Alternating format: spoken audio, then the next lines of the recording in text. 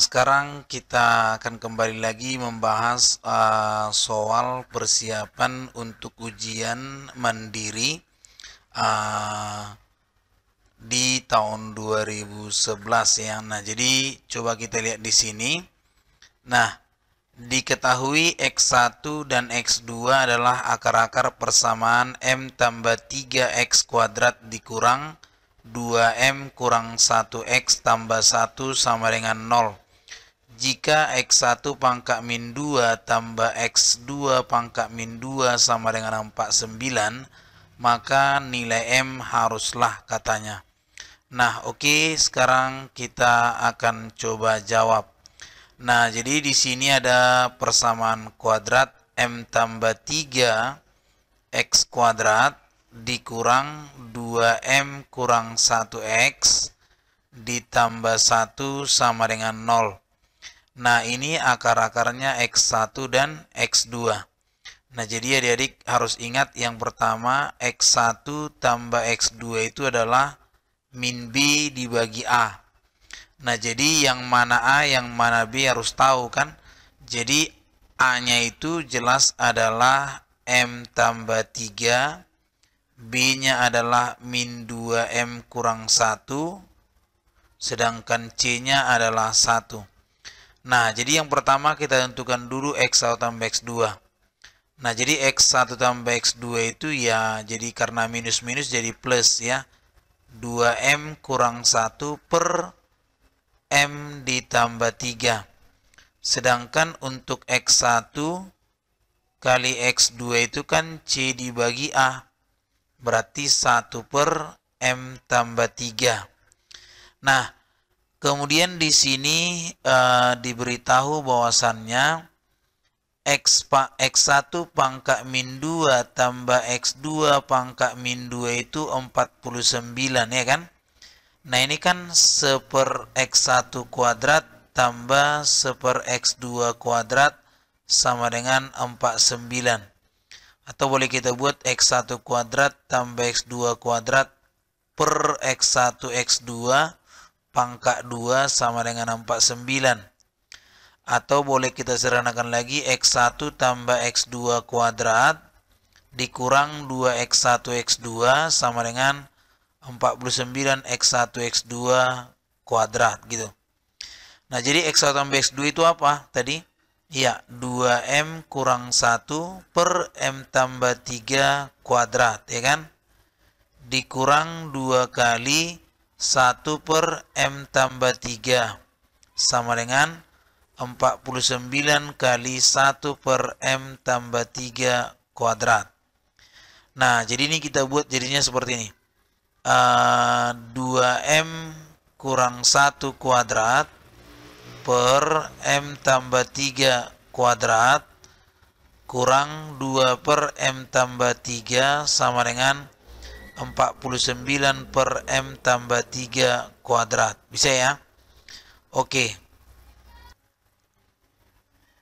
Nah, jadi selanjutnya ini langsung kita kalikan ruas kiri dengan ruas kanan dengan M tambah 3 kuadrat.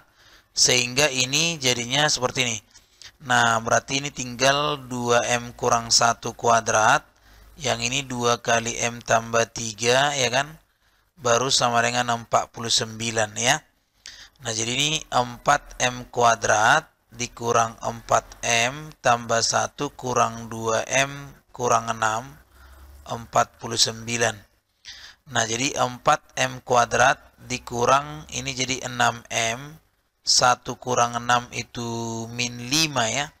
Min 5 berarti ini 54. Nah, ini. Oke. Baru kemudian kalau kita bagi 2 berarti kan 2M kuadrat dikurang 3M dikurang 27 sama dengan 0 gitu. Nah, jadi kalau kita faktorkan, nah 2M kuadrat dikurang 3M kurang 27 ya. Coba cek lagi ya. Nah, jadi ini boleh kita buat menjadi 2M, udah benar ya. 2M di sini M ya.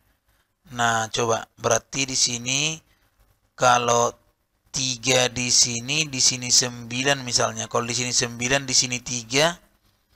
18 dikurang 3, sorry salah. Berarti ini sini 9, di sini 3 ya.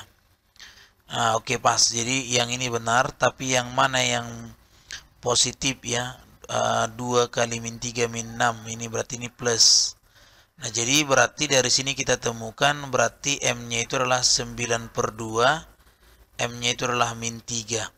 Jadi 4,5 dan min 3.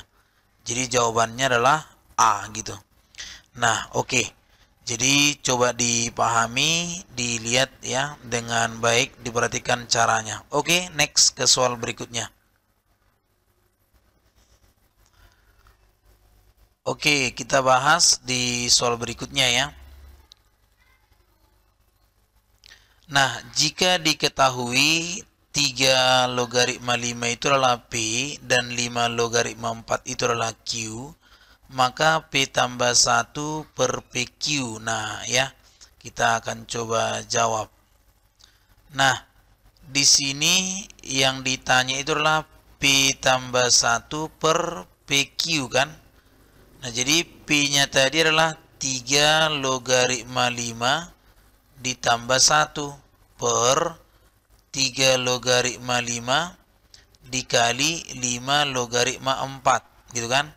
Sama dengan 3 logaritma 5 tambah 3 logaritma 3 per, nah ini sifatnya kan ini kalau sama jadi 3 logaritma 4 jadi gitu. Nah ini sama dengan jadinya 3 log 15 per 3 log 4. Nah jadi ini sama dengan, boleh kita sederhanakan menjadi 4 logaritma 15. Itu dia. Jadi ingat sifat-sifatnya sebenarnya yang perlu ada diingat, kalau A logaritma B kali B logaritma C itu ya A logaritma C gitu ya. Nah ini penting juga adik-adik ingat ya. Kemudian nanti ingat kalau A logaritma B per misalnya A logaritma C itu sama dengan C logaritma A. Logaritma B gitu ya. Seperti itu, ini juga harus kalian ingat gitu. Oke, demikian untuk video part kedua. Mudah-mudahan bisa bermanfaat. Terus dukung channel ini untuk berkembang memberikan pembelajaran di soal-soal masuk PTN ya. Terima kasih.